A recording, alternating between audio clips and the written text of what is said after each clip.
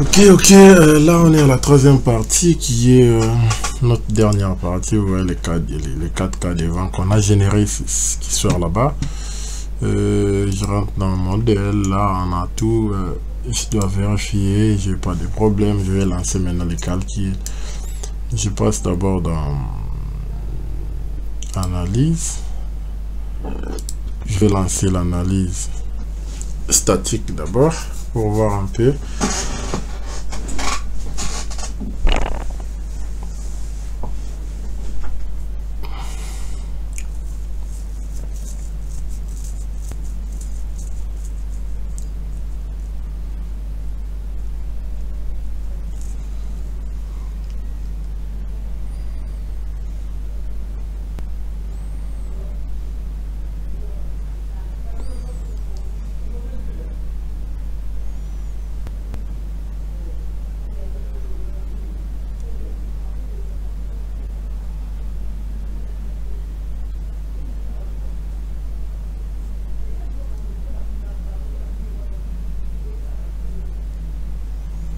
Voilà.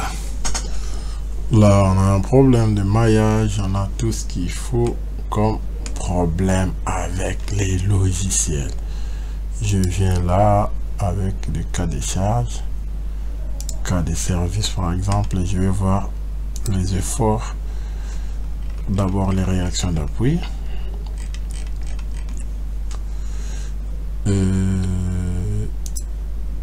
Voilà. Là, il me montre la valeur FZ, l'effort transient sur les poutres. Ce que je peux faire, je vais prendre aussi le AMY, moment. Voilà.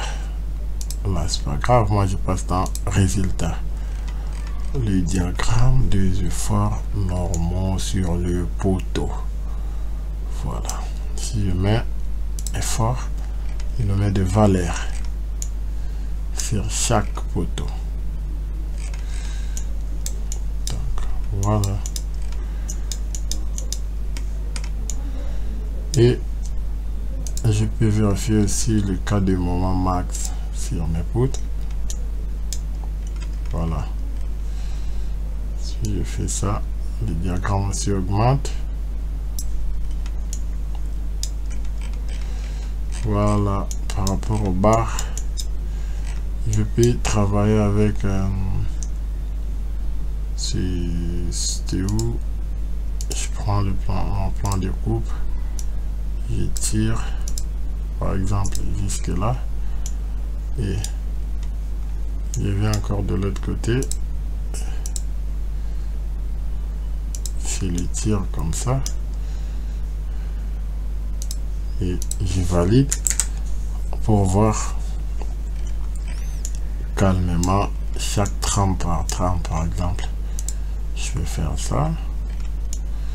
Là, je me rends compte que j'ai vérifié sur la poutre ici ce que j'ai comme valeur max sur appui et entravé. Et je peux le faire ainsi de suite pour le reste de là. Si je peux vérifier même l'effort normal, donc je peux rentrer dans résultat. Là, c'était dans. Je vais rentrer dans l'effort axial. Voilà.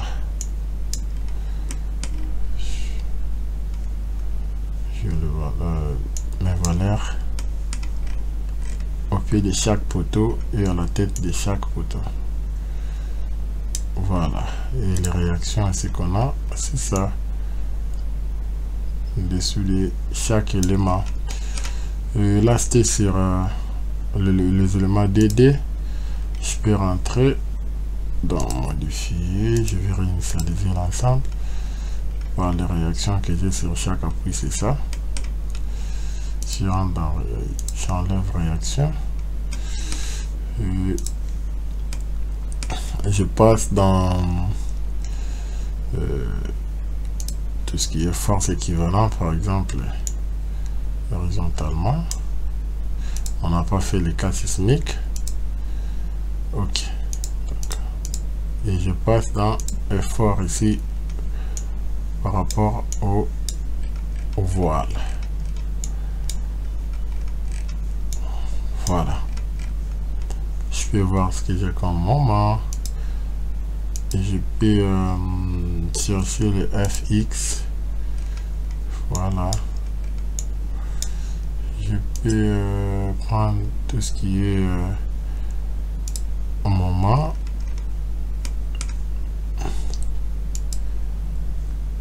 Un X, c'est ça.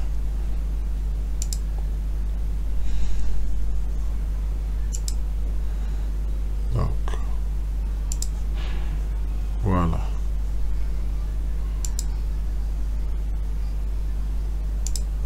Tout ce que je peux changer pour la partie ascenseur. Et je vais venir ici, prendre effet pour voir sur le poutre. Là, c'est par rapport à un cas de charge. Par exemple, si je vais rentrer de l'autre côté, pardon. Ça, c'est par rapport à un cas de charge. Je peux passer, par exemple, par rapport à un cas aussi des combinaisons. Une combinaison, par exemple, là, je peux changer le FX par rapport à ça. Voilà. Comment il donne sur chaque étage. Donc, là, pour le dalle, je passe, je prends effet et je viens cliquer dans un X par exemple. Dès que j'ai ça, dans ce cas de charge, il n'y a rien. Je viens là par exemple, je viens prendre ça. Voilà, j'ai des valeurs des moments sur chaque planche. Je peux me mettre comme ça ou bien passer d'un étage à l'autre. Je vais enlever d'abord, désolé. Par exemple là, je vais désactiver d'abord le cas de charge. Ok, je rentre dans analyse, je dimensionne d'abord tout.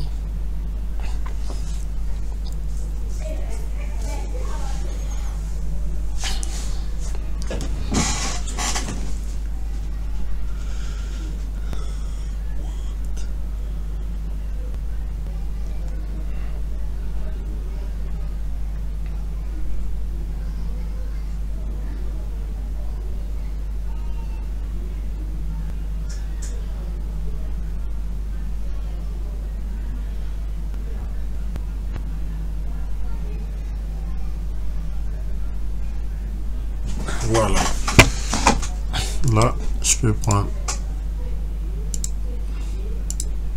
celle-là et je viens changer là-bas, je mets voilà, pas avec un cas de charge variable, mais au mort c'est presque 0, même avec les enveloppes. Le cas de combinaison par exemple, quand il n'y a rien et je peux avec ça, il n'y a rien, je peux monter et voilà.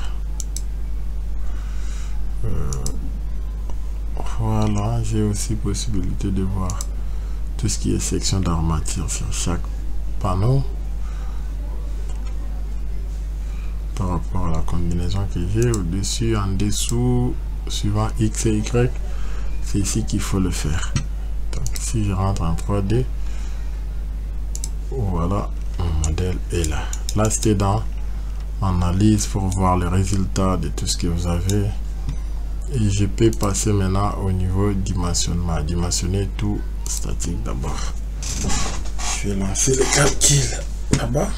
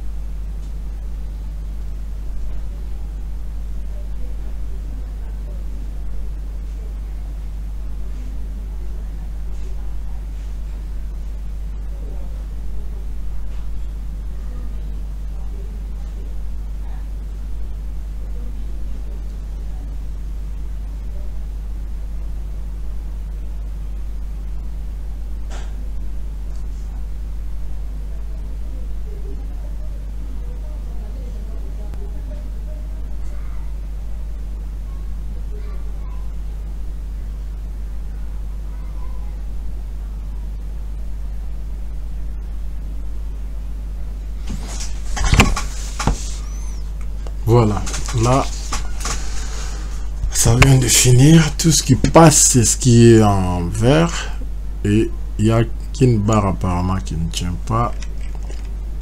Okay, c'est un côté de notre voile. On verra bien comment ajuster et pourquoi ça marche pas, mais presque tout passe comme on avait prédimensionné. Et les avertissements, si on va corriger ça, je peux dimensionnement, je vais dimensionner les dalles directement. Voilà, il y a des panneaux qui passent pas, donc voilà. Les barres de 12 espacées, on va ajuster, essayer de travailler avec tout ce qui est ferraillage. Et aussi ici ça passe pas, on verra si c'est possible soit de faire augmenter les épaisseurs de ces panneaux et autrement. Ok, après avoir dimensionné, qu'est-ce que vous allez faire encore? Je peux maintenant dimensionner la fondation. Pour la fondation, je passe dans le menu fondation et je rentre au niveau, pas de référence ici, mais je dois descendre à, voilà, ici dans la fondation il y a façon de faire, soit les radier, soit faire des semelles filantes. Par exemple, si j'ai une surface comme ça, si je faisais ça, je dois avoir un radier ici, j'ai de l'espace pour rien, et je dois par exemple ça, pour faire ça, je fais comme ça, je viens cliquer là, et là je clique, voilà, je peux faire par exemple, et je peux dessiner aussi là-bas. Si je clique sur un poteau, paf, je valide. Non, je clique d'abord ici et je peux cliquer là par exemple.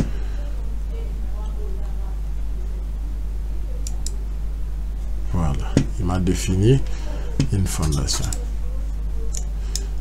Voilà, et là l'épaisseur par défaut c'est combien? 20. Comme c'est un R plus 10, je peux mettre par exemple 1 mètre d'abord. Je valide, il te donne 1 mètre.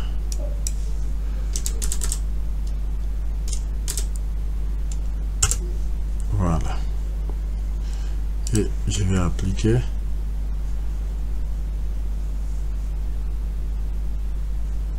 Ici, qu'est-ce qu'il faut faire? Je viens là par exemple, il y a dimensionner, radier, je clique par exemple. Là, après avoir fait la fondation, je dois recalculer l'ouvrage. Mais d'abord, avant d'arriver au radier, j'aimerais bien vous montrer d'abord comment on peut travailler avec les semelles isolées par exemple.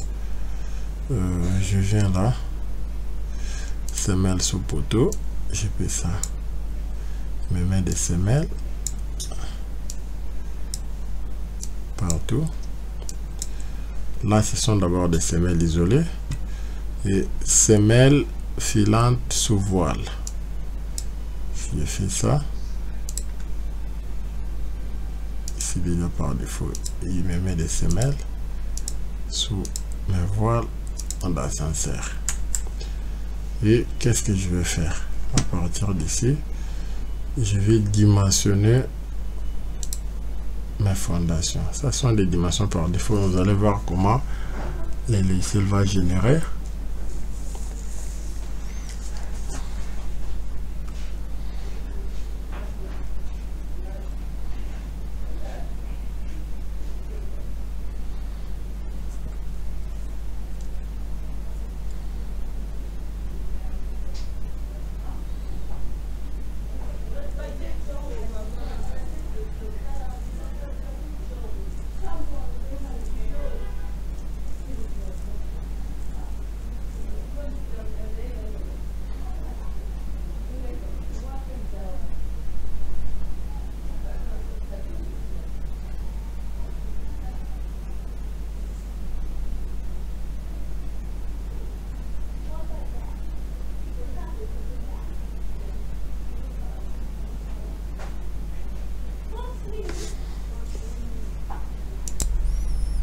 Voilà, donc là il y a des semelles qui passent, il y a des semelles qui passent pas. Je voulais vous montrer pourquoi on devait se recourir au radier. Ce que vous voyez en rouge, c'est là où les semelles se chevauchent. On a des semelles de 6 mètres, de 60 cm d'épaisseur. Et donc, je passe en 3D, voilà. Il y a des points où ça passe, oui, et des points où ça passe pas. Ici, directement, quand on se rend compte de ce chevauchement, c'est mieux de passer directement, de faire un radier général. Soit on peut faire des semelles isolées peut-être, mais des semelles sur pied par exemple, on peut le faire avec le logiciel. Dès que je suis dans mon menu fondation, je peux créer mon propre catalogue. Je vais donner par exemple D60 diamètre du pied que je vais utiliser. Et là, soit actionner ou forer ou commande. Je vais dire peut-être, je vais laisser circulaire, diamètre, je mets 60 cm, profondeur, je garde à 10 mètres. Voilà. Parce qu'il y a plusieurs paramètres que je suis à mon matériau, la classe du béton, la capacité portante du pied, verticale et horizontale, et je vais valider. Si je viens par exemple faire le pied, massif sur pied, je viens, c'est où notre profondeur finale, là c'était ici. Si je viens par exemple là, comme ça passe, je fais comme ça, je peux rentrer dans fondation, je prends massif sur pied. Quand je vais par exemple cliquer là, il y a une valeur qu'il faut au pied. Ici par exemple, il faut 2 pieds sous chaque semelle comme valeur max. Moi je peux lui dire que ce soit 4 par exemple. L'espacement entre pieds, je mets par exemple 300, pardon, 800, et je peux avoir ça. Dès que c'est bon, je viens cliquer sur un poteau par exemple. Si j'ai mis le nombre de pieds 4, diamètre, je garde ici et je peux rentrer. Il y a un problème avec l'espacement des pieds parce que par défaut c'était D. Donc pour changer, je peux rentrer au débit là.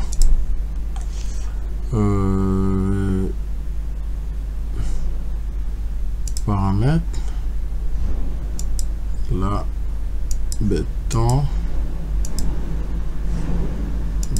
sur site, pas paramètre dimensionnel, pardon, je dois dans paramètre cité ou encore référence, non, dans matériaux, attribut, non, c'est pas ici, je dois être dans mon paramètre de l'autre côté. Et je clique dans béton coulé sur site, oui, fondation, radier, et je peux aussi cliquer sur la zone, je peux changer la valeur, voilà. Ici c'est au niveau des pieds que je peux venir changer tout ce qui est configuration au départ. Je peux spécifier le nombre max qu'il faut au lieu que ça s'affiche les D là qui était par défaut ici. Si je viens là, la valeur min, je lui dis que ça soit 6 pieds par exemple, diamètre, profondeur et tout ce que je peux modifier ici. Les espacements max, je peux changer la valeur à multiplier. Je viens là, voilà. Si je rentre dans fondation, je clique sur pied, il n'y a plus le message là parce qu'il a calculé. Ok, il y en a. Je peux là-bas changer, mettre par exemple 5 pieds comme ça, avec l'espacement de 800 partout, et le nombre de pieds, et il va me faire des calculs automatiquement. Pour faire le pied, je dois créer d'abord, soit supprimer cette fondation que j'ai sur place ici pour créer d'abord l'appui et venir dessiner ma fondation sur pied au-dessus ici. Je vais y revenir sur ça. Par exemple, j'enlève d'abord cette fondation et puis je prends celle-là comme fondation sur pied. Je dois ajouter l'appui parce que là les appuis étaient complètement partis dans le modèle. Je prends appui, je mets d'abord appui là-bas. Ok, donc je viens, je remplace là. Dès que je vais cliquer, je dois changer ma fondation. Bon, sans plus tarder, ce que je vais faire d'abord, c'est supprimer tout ce qui est ici pour passer directement au radier. Parce que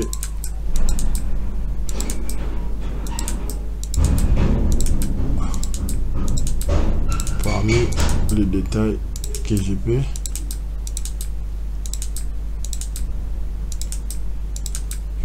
vous fournir, je vais montrer comment créer une fondation sur pied.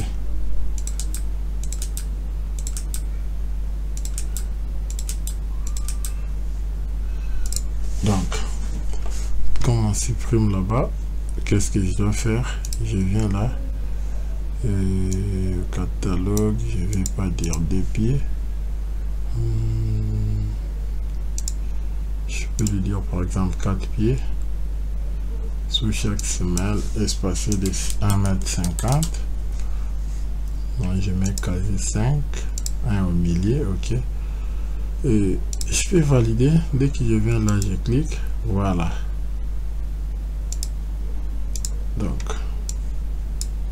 là on était passé sur la fondation sur pied.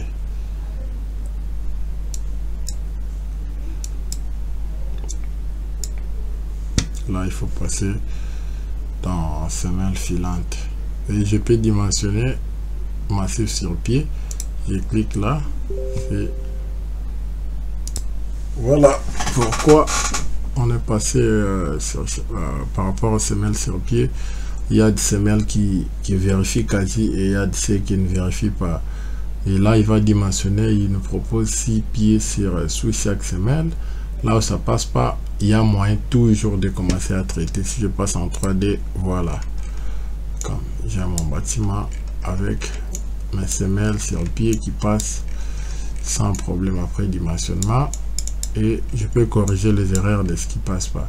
Ouais, là les semelles sur pied, il nous propose des semelles de 2 mètres sur 2 mètres, la hauteur c'est 70. Là il propose 3,30 m x 3,30 m et la hauteur d'1 mètre. Donc ça c'était pour faire la fondation sur pied. Là je peux maintenant enlever tout ce qui est ici au fond. Je lui dis pas d'appui, massif sur pied oui, l'engrais non, voile non, photo non, seulement le massif sur pied. Voilà. Et là je peux passer maintenant à créer mon radier. Pour faire les radiers, c'est toujours dans la fondation. Je dois venir, comme je vous avais montré, je prends par exemple la partie ici, je viens, je prends ça, les débordements, je mets d'1 mètre, l'épaisseur, je mets l'épaisseur de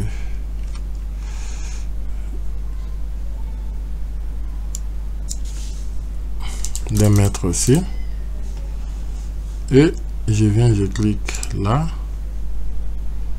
je viens cliquer là-bas. Non, qu'est-ce que j'ai fait? Je dois prendre ça, je dis débordement d'1 mètre et l'épaisseur d'1 mètre aussi. Je viens, je clique là encore sur le point, je peux comme ça, et je viens cliquer sur un poteau par exemple. J'ai validé, mon radier est là, je passe en 3D, voilà. nous avons notre radier de fondation que je peux changer de caractéristique, par exemple de valeur la pression sous la fondation, la valeur de réaction KZ que je peux mettre par exemple 80 000 et voilà. Et du coup après je peux faire ça, je rentre dans le dimensionnement, je vais dimensionner les radiers, voilà, non dimensionné parce que je dois relancer les calculs et je peux rapidement, je viens dimensionner la dalle. Lui il est né dimensionné parce que c'est une fondation, je dois relancer les calculs et pour le faire c'est simple, je viens dimensionner tout ici,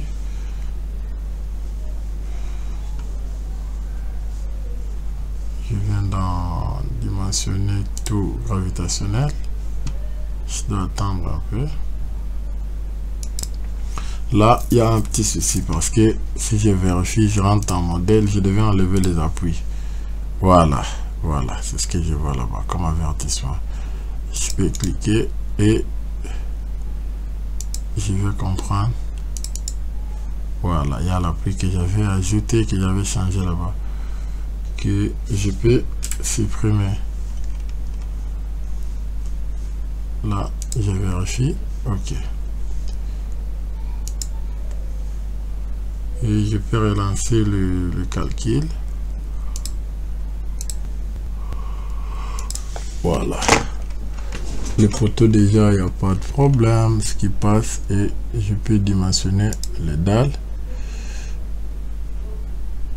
voilà. Je peux sélectionner l'élément, je viens dans dimensionnement dalle, voilà. Il passe pas aussi. Qu'est-ce que je vais faire? Je rentre d'abord là au niveau 0, quand ça passe pas, je pars dans fondation, dimensionnement radier, ça passe pas et je vais créer les zones de poteaux. Je vais sélectionner partout où il y a des poteaux, voilà, les bandes en fait que je vais créer soit en dessous de la fondation, soit au-dessus de la fondation. Je vais dimensionner les zones, voilà, là ça passe, je passe en 3D. Regardez ce que j'ai comme des zones qu'il faut peut-être faire comme des renforts en fait à chaque point de poteau, sous tous mes poteaux, c'est comme ça que je dois faire. Et je peux vérifier aussi tout ce qui est poinçonnement sur chaque poteau, voilà, et si je calcule, voilà, au-delà de l'application actuelle et tout, je peux redimensionner mes zones. C'est là qu'il y a un petit souci, et si je dimensionne ça passe, et là je peux rentrer de l'autre côté pour aller soit voir comment augmenter un peu la hauteur de la fondation, soit travailler avec les renforts sur cette sur les parties qui passent donc sous chaque, soit ramener directement l'épaisseur de la fondation ici. Voilà un peu ce que je peux vous dire à propos de cela. La fondation elle est faite avec les barres de 20 espacées de 20, et par-ci par là il y a ce que j'ai comme détail. Je peux passer maintenant dans par liste, ou soit liste, je peux générer la note de calcul, je peux passer dans dessiner et réaction de la fondation, croquis de voile, plan d'ensemble par exemple. Si je clique et voilà, il ouvre sur AutoCAD, j'ai ça comme plan d'ensemble, le plan de coffrage, ça c'est la fondation, à la partie que je suis bien sûr. Et il me donne les détails de chaque colonne. Et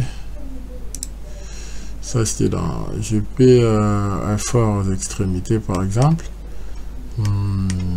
Plan de charge, plan d'exécution par exemple de la fondation, je peux cliquer, voilà, il va nous donner ça et les barres de 20 espacées de 20 partout, barre de 20 espacées de 20,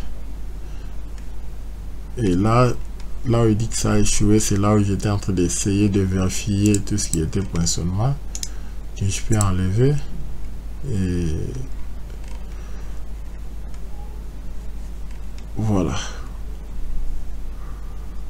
il nous donne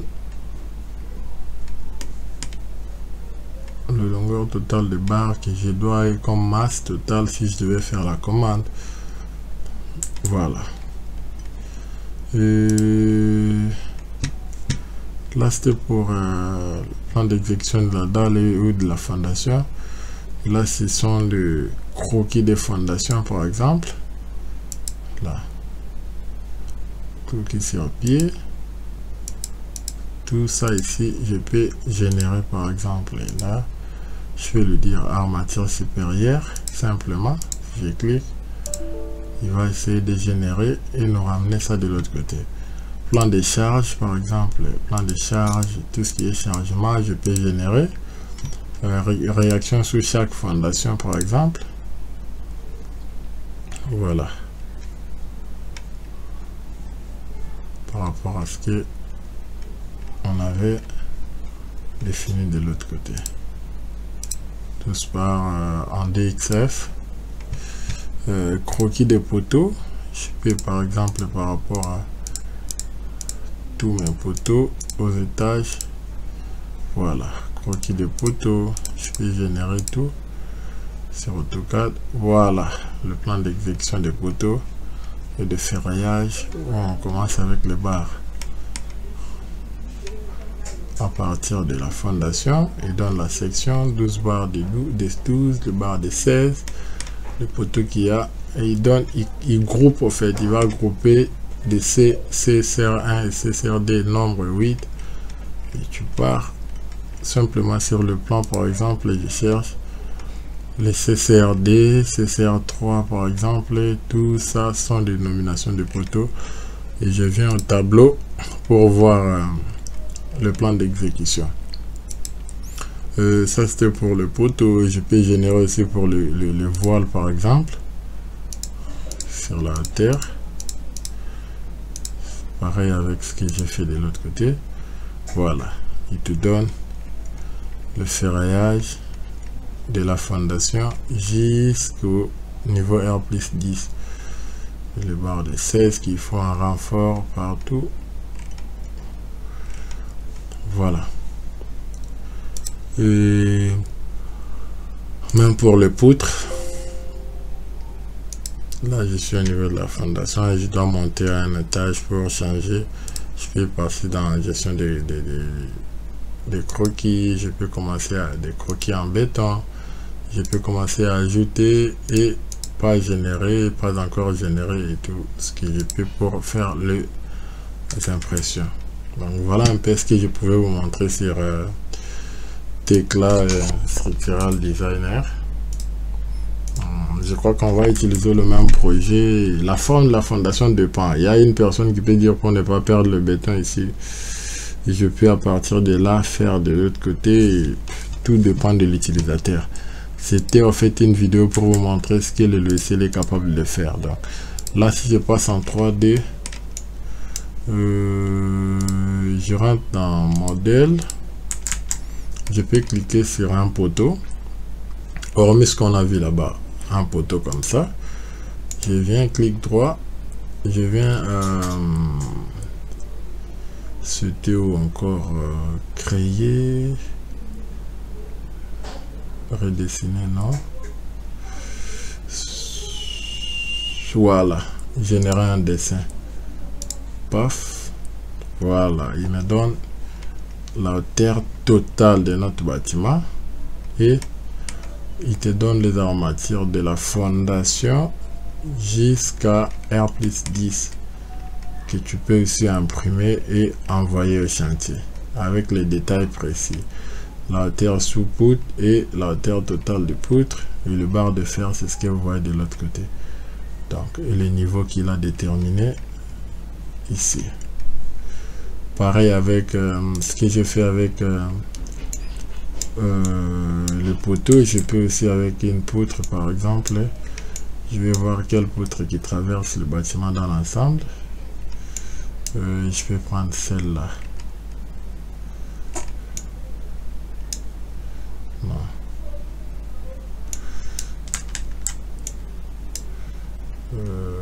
Non, pas celle-là, elle traverse pas. C'est lui qui est un peu plus là. Lui. Non. Je vais prendre qui. Bon, pas grave, je prends même lui. Je vais aussi dans générer dessin. Et voilà, il va vous générer le plan de la poutre dans l'ensemble avec les dimensions et le ferraillage qu'il faut pour la poutre. Voilà, là où il y a le barre de 20, là où il y a le barre de 16, et c'est à toi de voir si tu vas imprimer directement comme ça ou essayer de soit harmoniser là où tu vois qu'il a fait des renforts et 2 barres de 20 par exemple sur l'appui ici, et là où tu vois qu'il y a le barre de 12, partout il faut uniformiser. Là ça dépend de l'utilisateur. Donc voilà un peu ce que je pouvais vous présenter comme logiciel Tekla Structural Designer. Là on va travailler avec le même projet, je crois on va y revenir encore dans ça pour la partie métallique, faire en fait des hangars métalliques et essayer un peu de développer plus, parce que là il y a moyen de générer à partir de portiques pour générer les détails d'exécution d'un projet, ou de faire l'étude complète d'un projet métallique. Donc voilà un peu pour les radios, on se limite là pour Tekla Designer, et pour le reste on va lancer maintenant avec le même projet, mais cette fois-ci pas avec Tekla Designer mais avec Protastructure. Voilà, merci à tous pour votre attention.